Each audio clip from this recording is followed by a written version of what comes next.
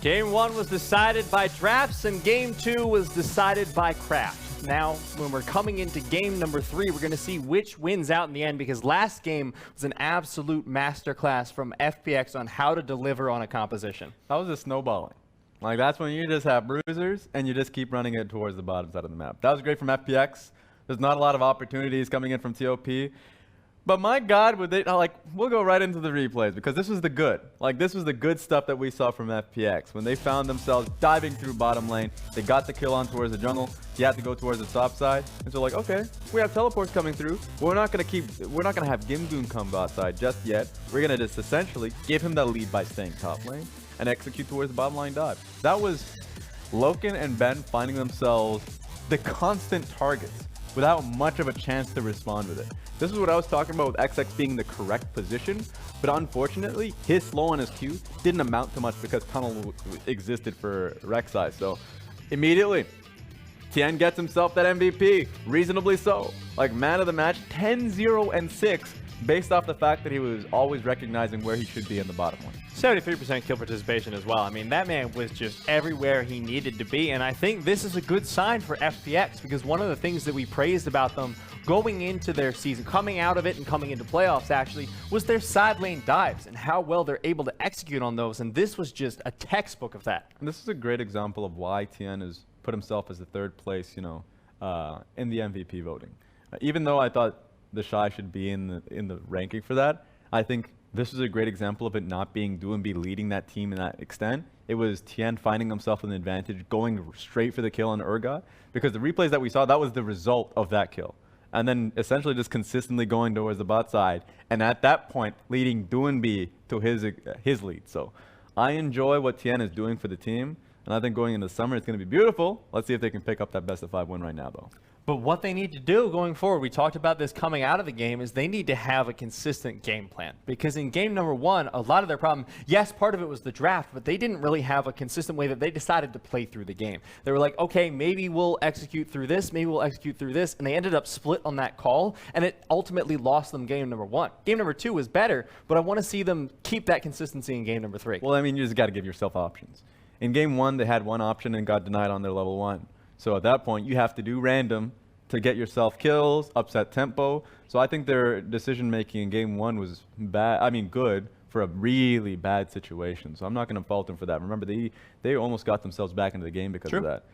But equally, in game 2, they almost fell out of the game because of just recognizing they just had that one path to victory, and then cutting corners, getting shortcuts of, like, remember when Doinb got killed when he went in for a ward on that one bush and was like, well, your jungler just left. What are you doing here? You have nobody. He dies for that one. Multiple people trying to help him. And you see LWX using his W, just like essentially ultimate right in towards his own death. Sure, he got the kill on to Ezreal, but hell yeah, like TOP is going to take that trade. So these are all points for FPX that they have that major lead, lessons to be able to take and continue that lead without falling into danger zones, I suppose. Looking at TOP then, because I mean for FPX it just sounds like they're able to find these things that they need to do, but sometimes they sort of falter in the execution a little bit. The problem with TOP seems like is they're having execution issues of their own. Yeah, I think the execution in game 2 with XX and TOP, I say more communication. I think execution on that one is, I don't know, man. Like, if you're getting full dived on by a Rek'Sai and you don't have your mid laner in tow, something went wrong going into that play. Especially, like, I think BSYY is a godlike coach to be able to be, like, recognize that, hone in on that, and have that discussion with XX.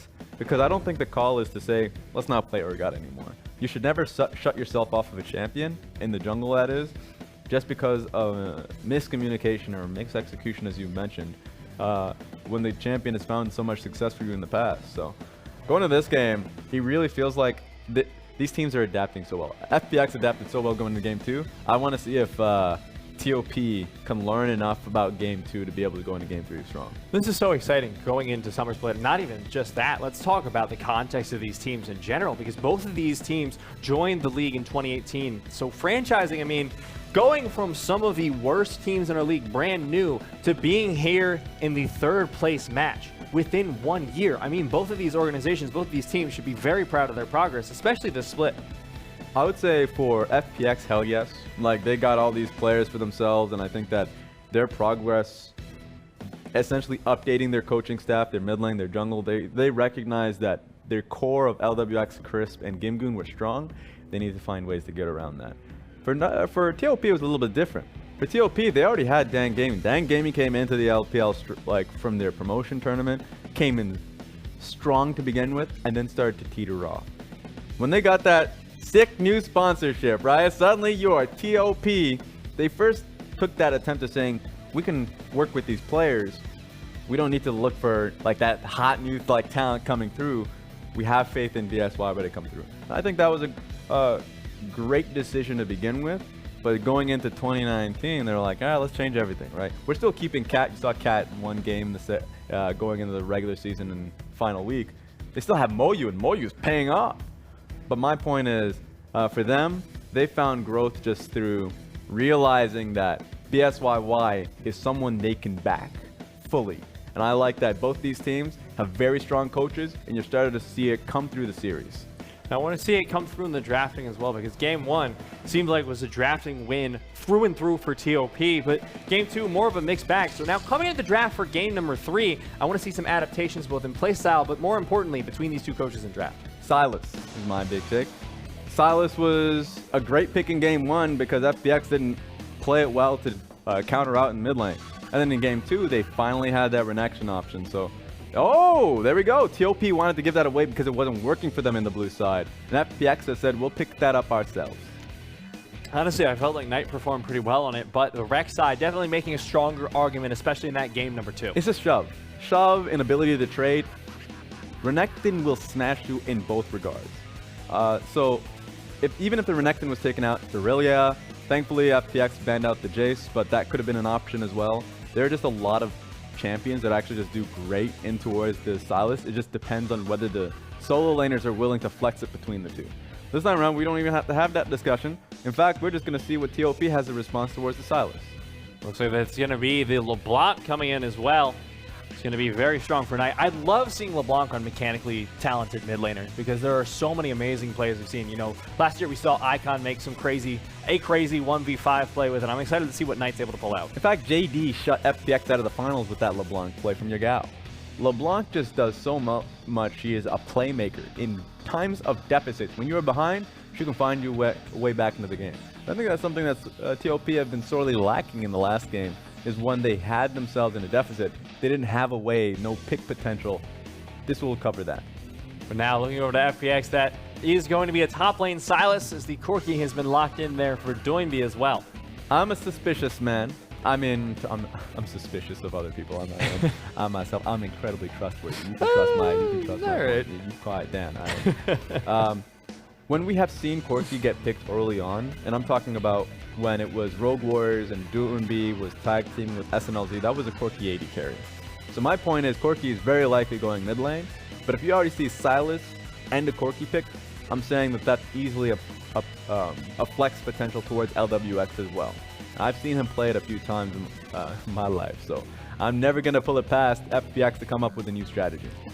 And now will be the time to show it. You know, going into the next split, the patches are no longer relevant. All those things they may have prepared for finals, they get to show that out here today. I will say, though, that the Hex Drinker opportunity, like, it gets you past so many assassin matchups. So if you are the Corki here, and if you're just thinking, how do I get to that 30-minute mark, 3-item point, then really it just comes down to the fact, okay, I'm going up against the LeBlanc, I'll pick up Hex Drinker, I'll shove as much as I can, and then I'll get past it free. It really is just about what can Knight do to get himself out of this situation.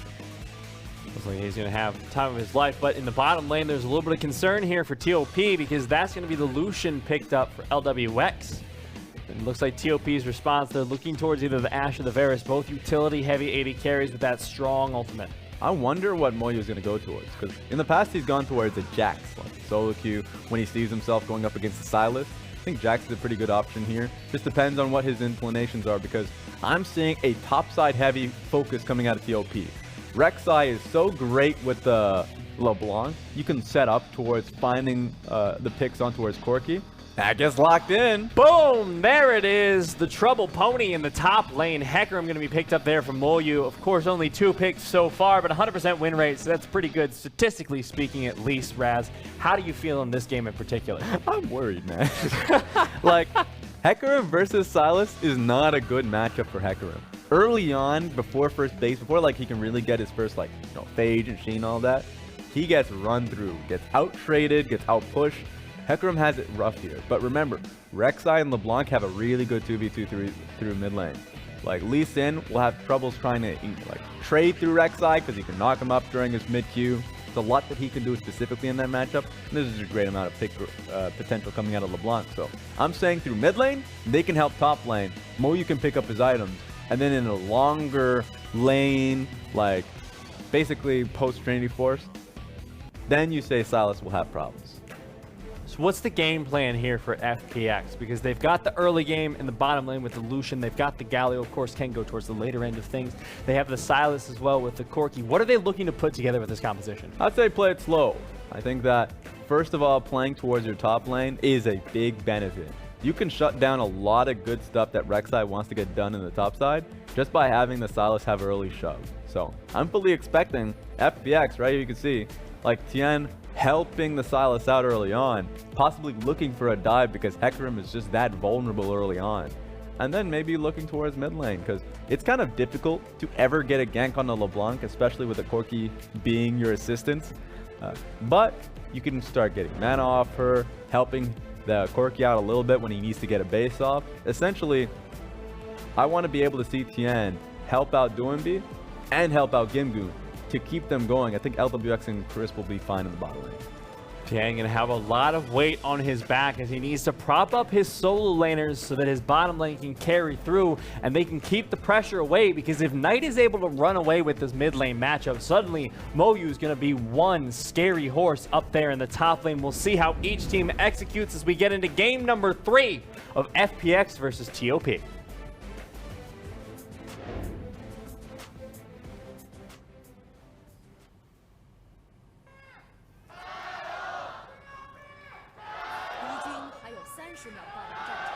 Uh-oh. Level 1 invade coming out here. So close. Just short. Just short. Now FPX going to keep diving in here towards the red buff. They're trying to set up a vertical jungle, it looks like. How does this help them? Essentially just shuts out XX a little bit through bot lane. So it's going to be interesting to see. It's not vertical jungling just yet. Remember, that's usually like 120 you look for a deep invade. This time around, they're just trying to get early wards across. So that's one thing that I've always enjoyed about level 1s, is that there's always different objectives in mind. Like, what are you trying to get out of it? The ward that he placed down certainly catches him if he's trying to go towards Krugs early on. So basically just catches out pathing here. And we'll see, of course, that the start is going to... Oh! They'll probably spot XX on this one as he goes down towards the red buff. Not 100% sure, but they should be able to see him just from the corner of that brush. Nope. No. So, as I said, Krugs. Like, that's a great ward to catch him out if he's ever in transition towards the Krug camp, and I expect him to do so. It really just depends on what his early pathing is. It's a lot of damage coming out from the Conqueror of Moyu here at the level 1 at the very least, though. And that's what I love about Hecarim. You know, when we were... Oh my god, he's actually just going to get ganked here by Tien. I'll hold the thought before. We'll see what ends up happening here. GimGoon has the absconded duck. There's one part. There's going to be 2 in a second here. The QQ coming in. Goodbye, Moyu. First blood for Tien. Yeah, that feels bad right there. If you're Moyu, at least he has teleport to come right back in it, but that's tough to watch. One thing that I was about to say, great buff to top lane Hecarim was the fact that not only was his Q directly buffed, including the extra bonus, 10% bonus damage to his Q. On top of that, Conquerors was a major change that came for a lot of melee champions, but gave him sustain when he already had so much sustain built into his kit. So there was so much that helped him out, but his major worry, especially like during solo queue, was keep yourself afloat in the early laning phase. There are so many champions in the top lane that shove into you, out-trade you, like Jace, Kennen, and all of them sorts. Sylas is another one that did quite well versus him. And then on top of that, just being able to get out of situations because you don't have flash is a big worry, which is, once again, he got caught by a gank, didn't have any support. He had the ignite, and that was all that he had for him. Tien once again on this upper side of the map with such good pathing, able to take away the Gromp and won't be detected by XX. He'll suspect it, of course, because he knows that the blue buff is missing. Now Tien will spot that XX was just here on the side of the map, and he's rotating towards the middle lane, not quite sure what to do with himself right now. At this point, he should just go towards his Raptors and Krugs. Unless if any other positive trades happen towards top lane, and it looks like that's the case if you're looking towards Moyu. Doesn't have mana and HP to his name. So Lee Sin now has a possibility of looking top lane with a big building wave, but very safely if you're saying that Rek'Sai is getting, he got his own wolf camp and he's starting to clear out towards his bottom side, then it's easier to say, let me get my experience so I don't fall too far behind. I got to think about myself first.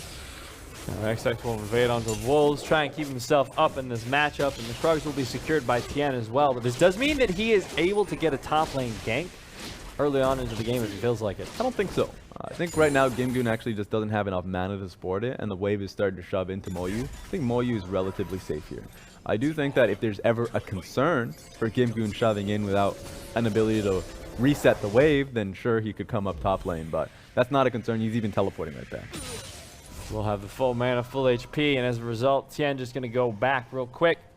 Corrupting Potion plus the Doran's Blade and the Dark Seal locked down here for GimGoon in the top lane. A lot of sustain picked up in the laning phase. It's going to be nice to see. I think one thing I need to see a little bit more coming out from XX is possibility of looking for a mid lane gank, mid lane play. One thing that hurts Corki quite a bit is the fact that, yeah, sure, he can actually escape gank through Valkyrie, but he requires to use it, and it just costs a lot of mana to be able to sustain that.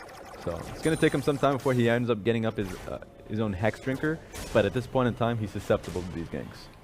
Has the potential, but does have the call to scale into that later stage of the game pretty comfortably. This bottom lane has not been going well for FPX here, considering that you've got a Lucian being down in CS against a Varus. Varus does have the range there. I think, my opinion, LokeN and Ben should have a trading advantage. And on top of that, once again, picking up the cleanse works well versus the opportunity for a taunt. If Chris ever goes in for a fight with Prusty attack trade coming through, he's going to get denied, and Moyu. Here comes Tien. There it is. Easy kill picked up there for the jungler of FPX. 2-0 now. Yeah, that's what I'm worried about. Like, I mean, I guess a little bit more so now that it actually happened. But the fact that Moyu had always been pressured underneath his tower and was to the whims of Tien's dive. Wouldn't happen earlier because GimGoon just was focusing on his own wave. His wave clear didn't have the mana for it, and Tien just wanted to be able to get his own Krugs. Easiest dive possible. XX didn't see it coming. We saw what happened last game when this occurred. Tien just got enough kills that he was snowballed out of control. And granted, he's not on the Rek'Sai this time, but Lee Sin's no slouch in the early game either. He's got a lot of map mobility, a lot of assassination potential if he's able to get the angles. And he's got the options. You know, these top lane dives have been consistently successful. Maybe he'll get the opportunity to transition his lead to help his bot lane out a little bit more. He got Caulfield, so I'm looking at currently, he just has the advantage. The 25 extra DPS that he has, or at least his AD. And on top of that, the extra cooldown reduction. Just a fan of, like right now, off of that early 2 kills that he has, can start spiraling this to advantage for himself. And I think it's XX that has to start worrying about him. Well, XX so far is at the bottom side of the map, and the Ocean Drake down there is control warded by the side of FPX. So Tien feels pretty comfortable spending all of his time up here in the top side of the map. GimGoon has stolen away the Onslaught of Shadows from Moyu, and Tien's decided that this gank is going nowhere fast, so he's going to back off to his own jungle. Remember, they don't have an idea of where the Rek'Sai is currently, so for all intents and purposes, just looking for a counter gank if possible, because Silas was pushing in, has flash, has everything. Like, Moyu could look for his own ultimate to set up for a gank, so Lee Sin was sitting there just in case any trades happen, but more importantly, just in case XX looks for a gank himself. XX instead is looking for the gank in the mid lane here. Doinb a little bit vulnerable here on this Corki, but he's still going to play it safe. Shoved in the wave entirely down into the tower, so he's going to back knowing that he doesn't have a whole lot of mana to sustain back up, and he should be able to complete his Hex Drinker now. It's a nice and safe game. I think this one actually favors Tien. Overall, even though he has himself a large lead, people would think that he would want to be able to spiral that a little bit more. But if you're just looking at the whole big picture, like Corki has got himself like even in the matchup. He's able to come back into the lane, I think, with a Hex Drinker on top of that, so he's suddenly safe. You can start playing through mid lane. At the same time, GimGoon's been farming safely and is able to get himself slow lead, so we'll have to see. This could turn into something big. GimGoon's here for the counter gank, but it will be spotted out here by XX, so they know this is happening, but will they still take the 2v2? Onslaught of Shadows lands on both members, but FPX, what a turn on the gank, getting the 2-0, no problem. That was clean. Once again, Moyu was locked in the fight. The moment he chose it, he had no way out of it. Wanted to use his ultimate to set up something on towards Tien, so XX can follow up. XX doesn't have the damage to follow up. Tien's already set up for a Q, so able to just get the knock up with his ultimate. I think this is just another Tien game. 3-0-1, it's certainly starting to look like it, Raz, and Doinb even having a pretty good time trading into the mid lane there. Doesn't even have the completed Hex Drinker at the moment, but let's take a look at this top lane gank once again. Just sitting here for a counter gank. Thankfully, you know, got there, and it was Moyu that started it off. Moyu started off because his jungler was sitting there for so long. Once again, Tien, for his second look for a counter gank, is able to nail it perfectly. It's just a fish bait at this point. If you're XX, where do you look? Doinb has played it safely in the mid lane for far too long. And then in the bottom lane, I mean, that's been working out well for you, but it's still hard to look for a gank if you're just trying to fish for an ultimate from Varus. So XX went for the one lane that he wanted to get a lead for, and it's just turning awfully. You can look towards the objectives, you can look towards the enemy jungle. They know they're trying to take away the blue buff here. Will be smited away by XX, but Tien still looking for revenge here. Gonna land the Q, first half at the very least, but he's not gonna follow it up. He sees Ben coming up. Wants to be careful around this Ocean Drake. But they're in a good position right now. It's Knight that wants to look for a back time.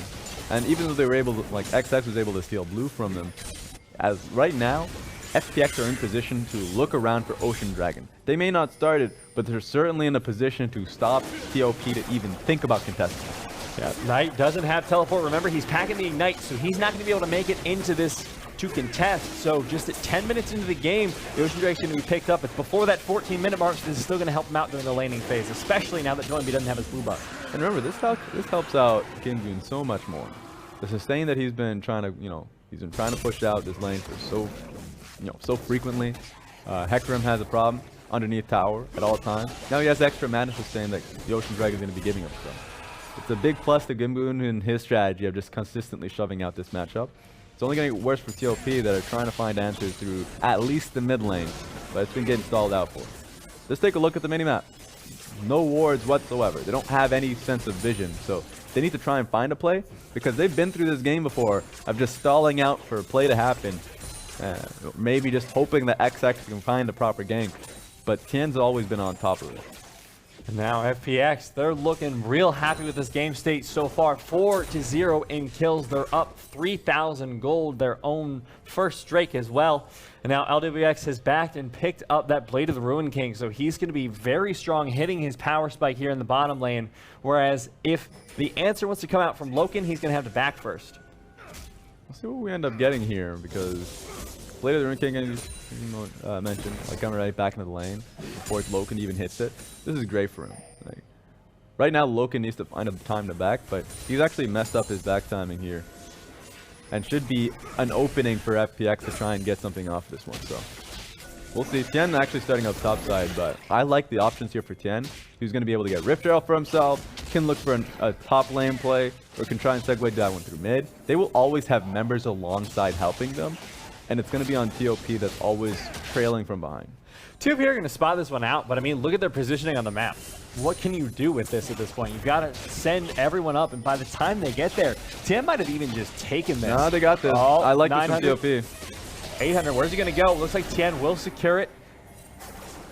Had the smite available, and Knight taking a lot of damage here from Doinb. So now TOP might get engaged on Crispus here on the side. Isn't going to go for the flash taunt though, but FPX make it out of that with a Rift Herald to their name. Yeah, the moment Moyu spotted them, you start to see the support start rotating up, because there's the fear from FPX that, oh, they're going to do something. They're going to try and stop us. And TOP was like, all right, we got to do something, guys. We can't let them get. We got to stop. So like Rift Herald now means so much to Tien. He's gonna I wonder if he uses it here. This is where I'm start wondering, like, use the Rift Herald for the second turret and get that pushed in fully, or once again, I think the smarter decision, hold that move for mid lane, because if you go for mid lane, we already saw what FPX was able to do their mid lane shove last time around. Get They should get turret plating gold for the Corki, who wants to get the Trinity Force as fast as possible, and then rotate that so they can move bottom lane for a possible dive. I'm already setting this one out, so certainly TOP knows this. It just comes down to execution and how to stop it from happening. Execution was where they fell flat last game, so we'll see if they're able to figure it out this time, because Doinb almost finished his call looking towards that Trinity Force. As you mentioned, the Rift Herald into the mid lane would help him quite a bit with that. But the bottom lane, however, I feel like has been a little bit ignored by both junglers here, and it seems to have just been a handshake down in the bottom lane. So both AD carries sitting at about the same amount of gold. No kills on either of them, around 133 CS. And the XX is starting to utilize it. Good control ward to allow him to come through. The Varus ultimate is what we're looking for. There's no cleanse coming in from LWX this time around. And you can just see, like, LWX recognizes that's the only possibility for the Rek'Sai, especially since the control ward was contested so heavily on the side of LokeN and Ben. I'm not even going to give their chances. This is a smart play from FPX, recognizing that TN is in the top side, so we ain't going to do anything here. Kind of reminds me of the problem that we've had with, like, IG or RNG in the past, where those teams are just saying, well, we'll try something, maybe we can outplay. They're not even going to give them that opportunity. This is so much cleaner than from FPX compared to last game as well, because granted, by this point, they had a much bigger lead, but they were making really aggressive plays for it, whereas now they're playing very careful, very calculated. I will make that call when it comes to like the 25-minute mark, when they're going to close it out. They're not that far ahead. Oh my god. That was just autos, and now he's locked into the culling in the perfect position. Flash burn by both Crisp and LokeN. That was a good trade for FPX. Yeah, very good. When the ultimate came through from LokeN, he's like, oh snap, that's just a snare. He's still hitting me. I gotta back up. No flash now from LokeN. So this is far more considerable. FPX will make a, like, they were already looking to make a play through bot lane with a mid lane shove. But now you're looking at TN, he's like, well, here I come. He's going to be looking for it. He's pushing in. Has the option to drop the Herald down here as well if they want to just skip the whole mid lane thing. And once again, look at the mini map. Rek'Sai's up top. LeBlanc is getting shoved into her own tower. Like, this is now impossible for Ben and LokeN once again to even pick up the experience underneath the tower. Now Chan just going to go for the Cloud Drake instead. He's got to go for this Herald eventually. It's going to start expiring soon, but he's just playing it slow, playing around these objectives, making sure he gets everything he can here in the early game. He's doing a damn good job of it as well. 3-0-1, should be able to pick up this bottom lane tower. His team will at the very least, making it 2-0 in towers. Mid lane's all that's left. I mean, overall, FPX are hitting their stride. You just, across the board, their items are coming through. Luden's Echo for the Silas. Mid lane has the Trinity Force. Just right now, everything that FPX wanted to stall out for has come through, and they're now just trying to force the pressure for TOP to want to fight. I'm going to be looking towards the Ocean Dragon when it comes up. So you already see triple dragon for double dragon for FPX. They want that triple dragon, and I think that they have put themselves in a wonderful position to get it. Now the Herald was about to expire, so they're going to shove that down into the middle lane. Of course, there is no minion wave there to greet it, nor are there turret platings left, so it's not going to be able to take down the whole tower by itself, but it will put a decent amount of chunk onto it nonetheless. A little disappointing. You can even see that the rest of FPX are not in position to come and just support it just yet.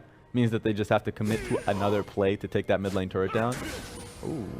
You can already see TOP recognized it and in a position to defend it, so this is just another risk that FPX have to do because they just didn't have the damage or the following or the setup to be able to get the turret the first time around. This time, though, they're going to have all the help they can need. A lot of damage coming in from Doinb, and his Trinity Force talking to land from Chris, but that's a great chain of corruption, but will it matter? My God, XTian going for it. Lee Syndrome, thank you very much. Gonna pick up that kill on the back end, and FPX should be able to shove this tower in pretty easily now. You see XX backing off towards the bottom, and FPX pick up the last outer tower of the game. That was too clean. Found that ward hop too. There was no way for TOP to come in and chase him. Maybe if Moyu was there a little earlier, sent out his ultimate, but then that would be an over-Camille. They lost their support off of a great amount of poke from FPX, and were able to nail it down. Tien playing like an absolute monster into this mid game, and now it's hitting 17 minutes, but let's take a look at that one more time. It started out with a little bit of taunt from Galio. You even see the Braum ultimate coming through from the silence. Great assassination, but it was a good setup overall from GimGoon, who knocked them up and set up the Lee Sin. That was like the Lee Sin equivalent of that scene from Wanted where they curve the bullet. It's just like, curve and run in right to safety. Now 5-0 in favor of FPX. I mean, This is not as big a lead as last game, but it's starting to get there, Raz. It was a far more disciplined lead, I'd say. Like, the fact that even though I made that criticism of how they set up around mid lane, like, I think that they still set up for that kill incredibly well. All right, they're getting hit up here. Oh, if he can get the taunt onto it, he goes gold and saves himself from the ultimate of XX as well. Chris still alive. Look at that onslaught of shadows coming in from GimGoon. Moyu not able to find his ultimate as well. Here comes the Hero's Entrance, going to get the knockup on a Moyu, chasing down, gets the kill. Chris so low, but will survive for the time being. Ignite ticking on the back end, but he'll make it. Barely a sliver of health remaining, just above 30. GimGoon's Silas, man. It kind of reminds me of the Hackarems from one in particular, if I remember correctly, it was King's Hackarem. In general, ain't a lot of AP Hackarems out there. But when you got that AP damage, with the ultimate that he's able to just run right through you, that's doing so much work on the TOP. That Silas is starting to pay off. I remember when Keen first came out with that full AD Hackarem with all the crit coming in. It's like, oh man, this is insane. It's disgusting. It really is. And it's one of those things where you see the Hackarem and you're saying, well, in the side lane, the Hackarem eventually is going to get the best of you. He's really struggling with that. In fact, kind of just avoided that altogether. Much like Doinb avoided this. Wait a minute. This is going to be the 2v2. Should be able to find it. Not going to land Sonic Wave, so we'll back off there. FPX going to get the better end of that, really, because that was TOP's setup. They just walked into it and got away fine. There we go. At least TOP is looking for it. But this was the concern that I was talking about. Hackarem versus the Silas in a long lane. Sure, Hackarem at some point when he adds a goal lead will be able to take over because she's a bruiser. But guess what now? Silas shoved you in early. The team fights come through, the teleport came through from GimGoon, and now has Hackarem ultimate to help his own team out. So this is definitely not working out for Moyu. It's backfired. Missed a play here in the mid lane, but it was the double kill for GimGoon there. Now 3-0 and 5 on the Silas. All right, missing a play is an understatement. Yeah, we missed a lot, Raz. This is like pulling out a full chapter from a book. Let's do an investigation here. I'm just taking a look at the... I guess they're not using major summoners for this play. I think it was just literally a taunt, but Chris didn't even use Flash. Well, I know we'll find... look, here's the problem with the LPL. I know we'll go through a replay to find out what happened. But the major issue is that they're going to come back onto the map, another fight's going to start, and we're going to have to need a replay to see how that all happened. But it was just the ultimate. Oh, it was the Varus ultimate from GimGoon. I love you, GimGoon. That's nasty. That actually... so just people that don't know out there, like the LDL has a commercial that's like an introduction to Silas, right? And their introduction is basically like a big skit on Doinb playing Silas. I think they need to redact that and make it about GimGoon playing Silas. Because I love what I'm seeing right now. Oh, snap. Oh, man. Moyu coming in. He finally finished the Righteous Glory he's been sitting on for so long, and he finds nothing with it. Instead, the second Ocean Drake and the third Drake overall of the game goes over to FPX for nothing. And on top of that, you're starting to see the Corki push out the top lane way. They found another engage. Gonna be the taunt trying to come down, but Tien, oh my god, just kicks XX under the tower. Onslaught of Shadows comes in from GimGoon. This man is unstoppable on this pickup. Tien dives back in. Hero's Entrance as well to follow up the chase coming in. So much damage. There goes LokeN. There goes Moyu. Knight, the last one remaining. Tien flashes in, looks for the damage. He finds it. The double kill and the ace. FPX 13-0 in kills, up 10k gold. It's 22 minutes, Raz. They're going for the Baron. XX is getting clowned on by Tien, man. Tien is legitimately outplaying him, even with the gold lead that he has. Sure, right now, after all is said and done, he is 7-0-4. But he outplayed the Rek'Sai, who was going into the fight.